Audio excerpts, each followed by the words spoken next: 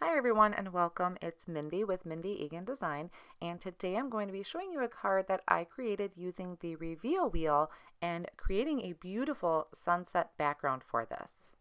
So typically what I like to do when I'm creating an interactive card like this is I like to make a mock-up. So I just grab some scrap papers to put it together so I have an idea of how the card is going to go together, and then I just kind of set that off on the side to reference. So that is what I did for this one, and I decided I wanted to do my ink blending first. I wanted to get all of that out of the way before I start die cutting anything.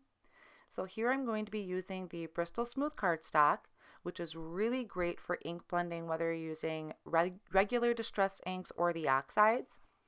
And I'm bringing in, the first one I brought in was the fired brick, and I did a little bit at the top, and then I'm blending down with candied apple, spiced marmalade, and fossilized amber, and these are all the distress oxide inks.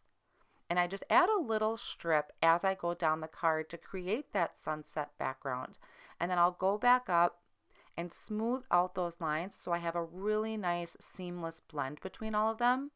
And I did decide to come in with a little bit more of the red just to kind of bring out some of that richness of the background. And just finishing off, blending that in a little bit more. That way I don't have any harsh lines between the colors. Once I have that piece done, I'll set that off on the side, and I'm going to work on a piece of cardstock for my waves. So I wanted some really nice, bright, summery colors for this. I started with the cracked pistachio and blended that out with the Mermaid Lagoon. This is also using the Bristol Smooth cardstock. And just quickly going over those colors, bringing that Mermaid Lagoon up into the cracked pistachio. So I have that seamless blend going on again. Then I can take the top off of my distress sprayer and sprinkle some water onto that and dab that up with a paper towel. So that gives me those water droplet effects. Then I can bring in my stitched waves border die and just kind of line that up where I want it to go and die cut that out, and I can trim this piece down later. Then I'll bring in the reveal wheel die. So I'm lining this up on my sunset background here, and I'll bring in my sentiment die piece and hold that down with some post-it tape, and then I can run this through my die cutting machine, and that'll create my front panel, which is what I'm going to really be working on decorating and layering up. Then I can just remove that post-it tape, and I'll have my front panel ready for decorating. Now what I also did is that little sentiment strip there, cut out a piece, and I'm going to use that to die cut my arrow from too. That way everything is consistent. It matches the colors that I used for the background, and I'll have that arrow ready for later to add onto the card so my recipient knows to spin the wheel. And I'll also just put that off on the side while I work on the rest of my card. To create the sun, I used the stitched circle with some sunflower cardstock. I thought that was a beautiful match to my sunset background. And then I also created the background panel out of white, my reveal wheel, and that reveal wheel base out of white. So I put the base behind that main reveal wheel part. The score lines are facing out. And then I can push my brad through and open that up to get those two attached. And I'll go ahead and add some foam squares around that small reveal wheel base part. And I don't want those foam squares touching my brad because I want this to move nicely once my card is all attached. And I can bring in my front panel. And it's hard to see on camera, but there are those score lines there. So I'm just going to make sure that those score lines are not visible. So on the side, I'll scooch that in a little bit and up. And I just kind of finagle with it a little bit, making sure I still have plenty of room on the side to spin my wheel, but those score lines won't be showing. Once I have that where I want it, I'll bring in that back panel, line up my edges, and I can push down to adhere those foam squares. So my mechanism will be exactly where I need it to be. Now I need to make some marks where I want my sentiments to go, so I'm just going to put those tick marks in the corners of my wheel. I'll line those up on that right hand tab, and then I can pencil in where that sentiment window is going to be. That way I know exactly where I need to stamp those sentiments. So I'll spin that off on the side till I see my little tick mark on the right hand side, and then pencil in that sentiment window, and I'll do that for all 4 spots. And then I could come in and erase these lines later. I'm doing it light enough so it's not going to show anything. Now I can take my reveal wheel off and get ready for stamping. I personally like to use the MISTI tool because I don't trust myself using a block. I want to make sure that everything is stamped really nice. I'm going to use the reveal wheel sentiment stamp set, and I picked out 4 fun messages to go with my main saying. My card is going to say hope your day is, and then I can just add different sayings throughout it. And I'll use the Lawn Fawn black ink, and I like to stamp mine twice just to have that really nice clean impression. And then just spin my wheel and continue stamping throughout those sentiment windows that I penciled in. So we have awesome and fabulous, amazing, and magical. These reveal wheels are so much fun to put together, and once you do one of them, they really do go quick. Then I could come in and just erase those pencil marks. I also like to take a Swiffer cloth and just dust off all of those particles from my eraser.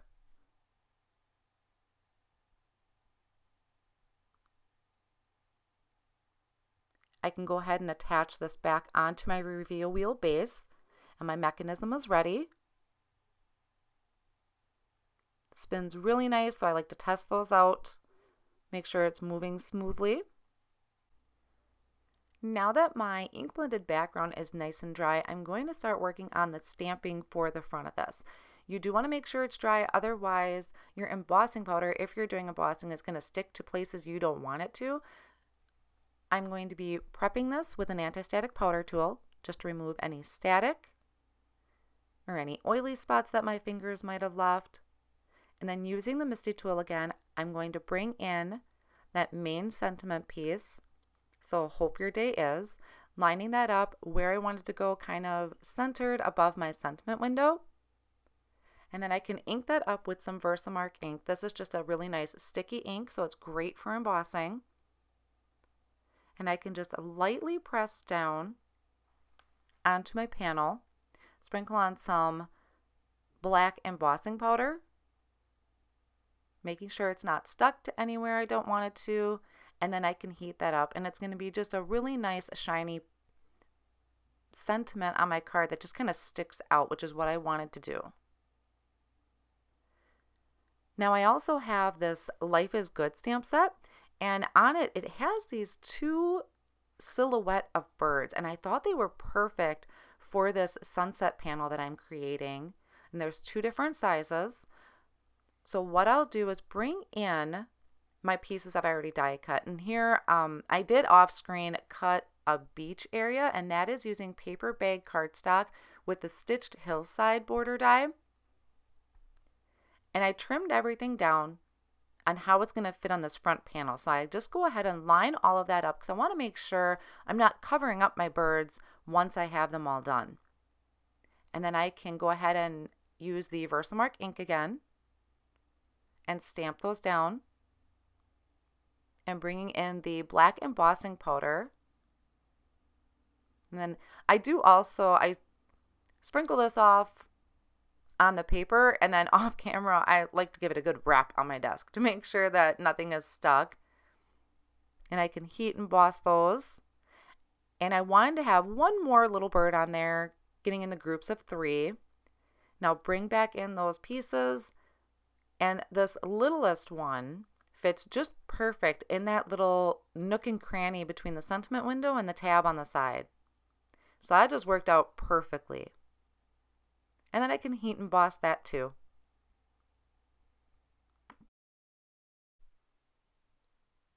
Now there are plenty of stamp sets that would have worked great for the sunset background. You could have left the beach off and just used the waves and you could have an ocean scene.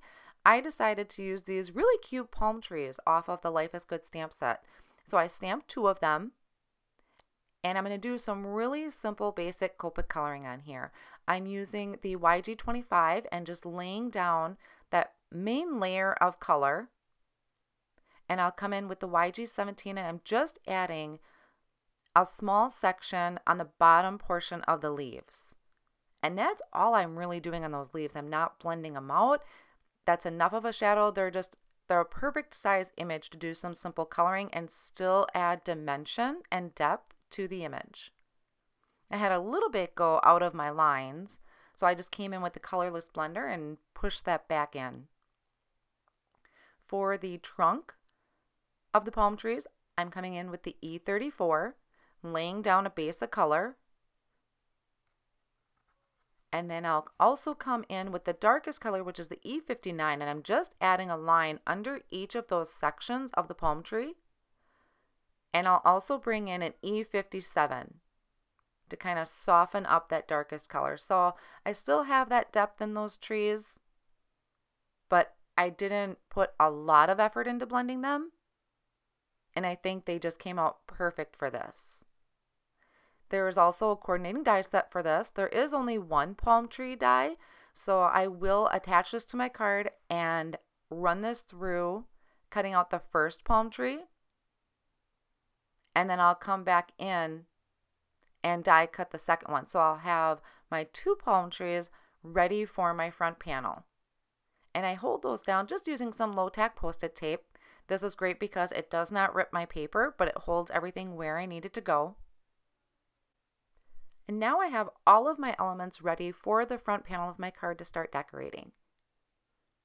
I'll start off lining up my images where I need them to go.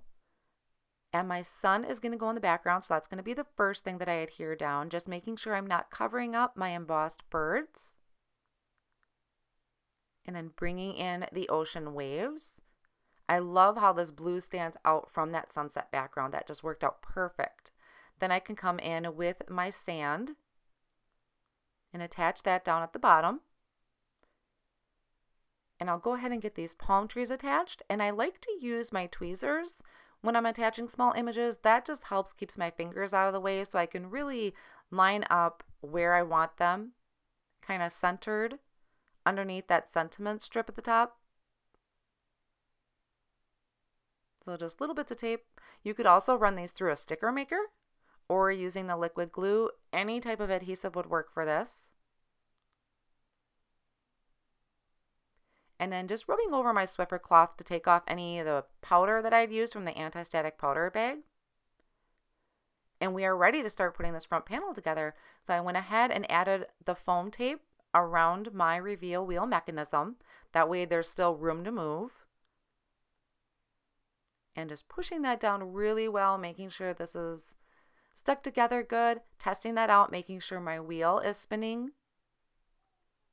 And I can go ahead and attach this to a white card base, and this is measuring 4 1/4 by 5 1/2. And now I can just get that lined up on that white card base. And we'll have this almost ready to go. And you'll be able to see here when I bring it up close, those birds. I love how they're embossed in the sentiment. It's really nice and shiny. I have some nice dimension. And my last finishing touch is just adding that little arrow off on the side of my wheel so my recipient knows to spin the wheel. And that will finish up the card. So I just test out my wheel and I have all these really fun sentiments. I have given some of these cards to teachers and they absolutely love them. So I really hope you enjoyed my card today and creating this beautiful sunset background. Thank you so much for watching and have a wonderful day.